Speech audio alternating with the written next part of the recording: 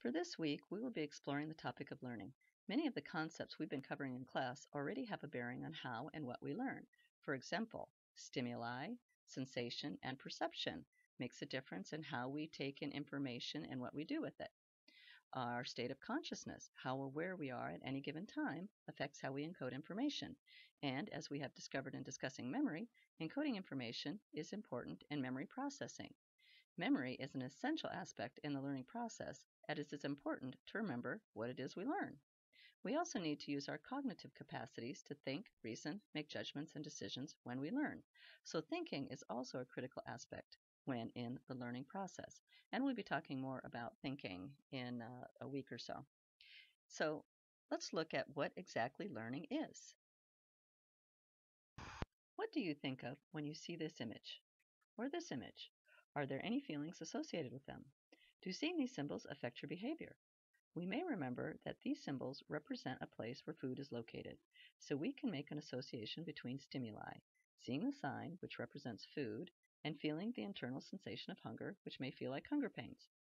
If we're driving along and see these signs and realize we are hungry, we may stop and get something to eat. Here we are using decision making, one of our cognitive capacities, which in turn affects our behavior. So let's define learning.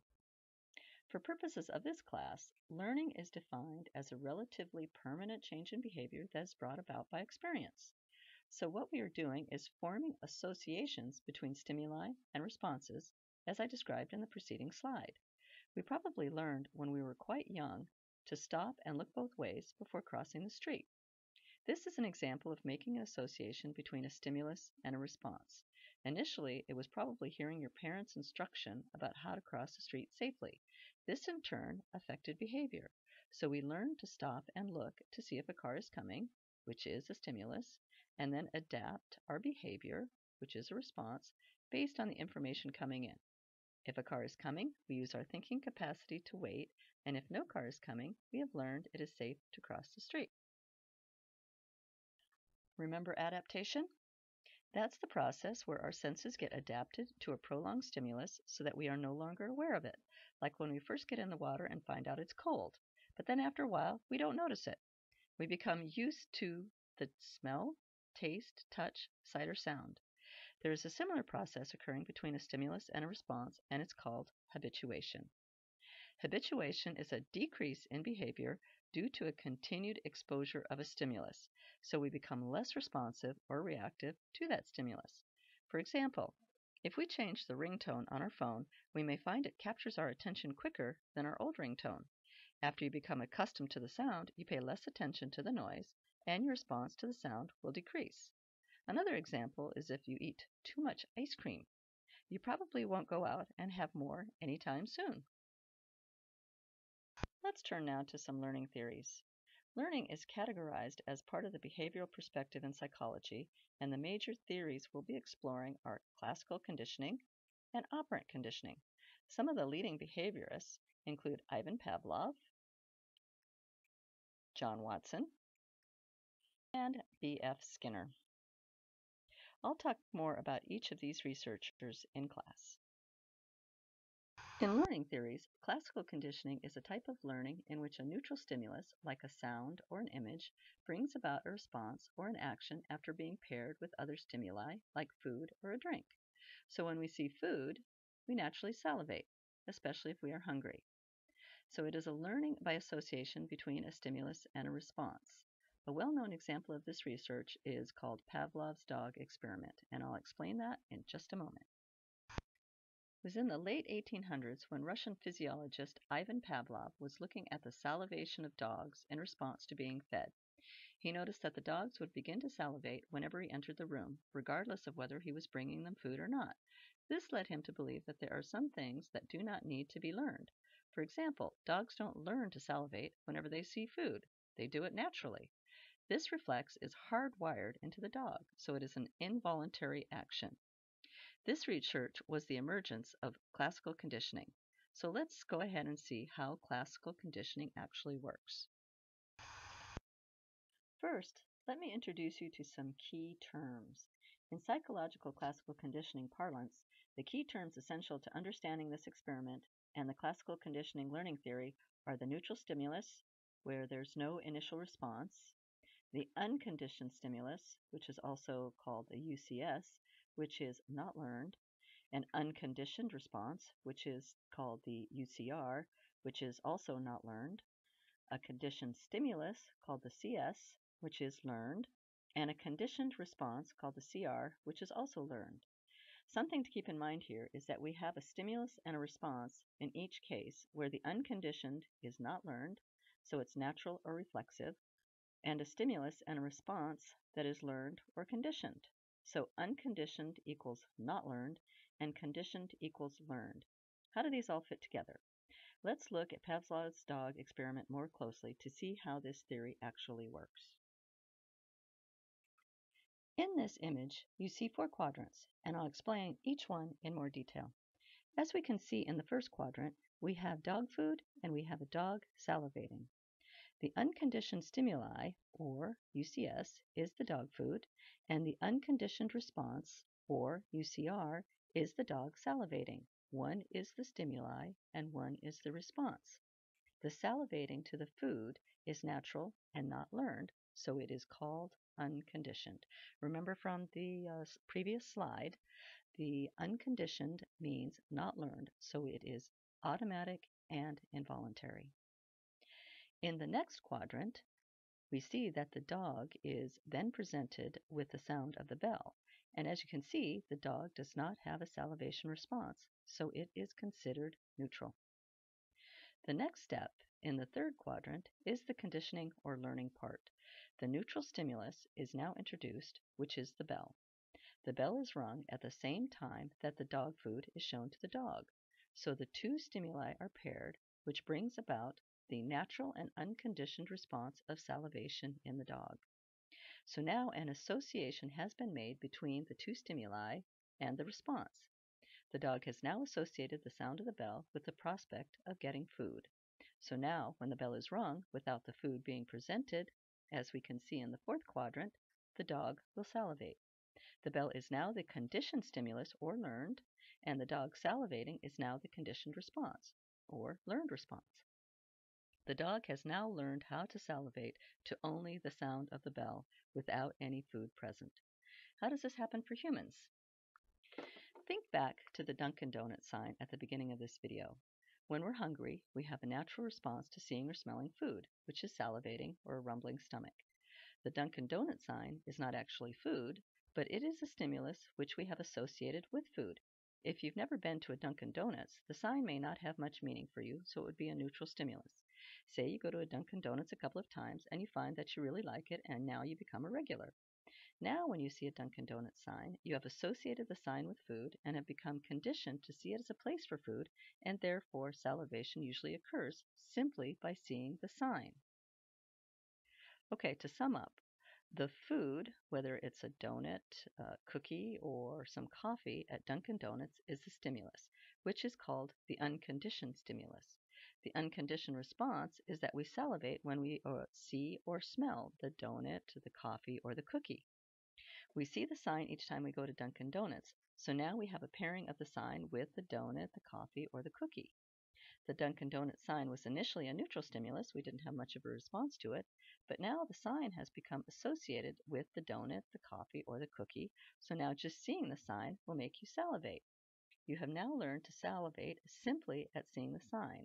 So the sign has now changed from being a neutral stimulus to the conditioned stimulus, and the conditioned response now is salivating to the sign, not to the actual donut, coffee, or cookie. If this seems a little complex, don't worry. We'll have more time to explore these concepts in class with activities and exercises to further unpack these concepts. Turn now to the next theory in learning called operant conditioning. Operant conditioning is learning in which a voluntary response is either strengthened or weakened depending on its consequences, whether it's positive or negative. So for example, you get caught speeding and receive a ticket. The consequences to your behavior, which is the ticket, will likely determine whether your speeding behavior will increase or decrease, so whether you will continue to speed or not. Operant conditioning is a method of learning that occurs through rewards and punishments for behavior. the possibility of rewards causes an increase in behavior, such as studying hard and receiving an A+ on an exam. The likelihood that you will study hard again to achieve the reward of a good grade increases. Operant conditioning can also be used to decrease a behavior. The removal of an undesirable outcome or the use of punishment can be used to decrease or prevent undesirable behaviors. For example, a student may be told they will lose certain privileges or class points if they use their cell phone in class. This potential for punishment may lead to a decrease in disruptive behaviors. Let's look now at some of the components of operant conditioning. One of the key concepts in operant conditioning is reinforcement, which is any stimulus, event, or outcome that increases or strengthens any behavior that follows it. For example, a rat will press a lever that produces food versus pressing a lever of one that does not. The likelihood of the lever pressing behavior increasing is reinforced by the reward of food. There are two types of reinforcement: positive reinforcement and negative reinforcement. Both types increase the likelihood of a behavior repeating, but positive reinforcement involves the addition of a stimulus, and negative reinforcement involves the removal or subtraction of a stimulus. Let's look more in depth at positive reinforcement first. Positive reinforcers are usually favorable stimuli, events, or outcomes that are presented after the behavior. In situations that reflect positive reinforcement, a response or behavior is strengthened by the addition of something, such as praise or a direct reward, like money or a treat. So it is when a stimulus is added to the environment that brings about an increase in a preceding response. Some examples include getting a raise at work for good performance, thus resulting in an increase of good performance behavior. You turn in your homework on time and get praise from your professor, so you increasingly turn your homework in on time. The effectiveness of the reinforcer is based on the value to the individual. If you don't really like ice cream and you're offered it as a way to increase studying behavior, for example, it probably wouldn't be too effective. Now, if you were offered $20, that might be a different story. On the other hand, negative reinforcement involves the removal of an unfavorable stimuli, event, or outcome after the display of a behavior. In these situations, a response is strengthened by the removal of something considered unpleasant. In other words, it is the removal of an unpleasant stimulus that leads to an increase in the likelihood that a preceding response will be repeated. An example of negative reinforcement would be taking an aspirin to relieve the unpleasant pain of a headache. This would then lead to an increase in aspirin-taking behavior since it led to the removal of the pain.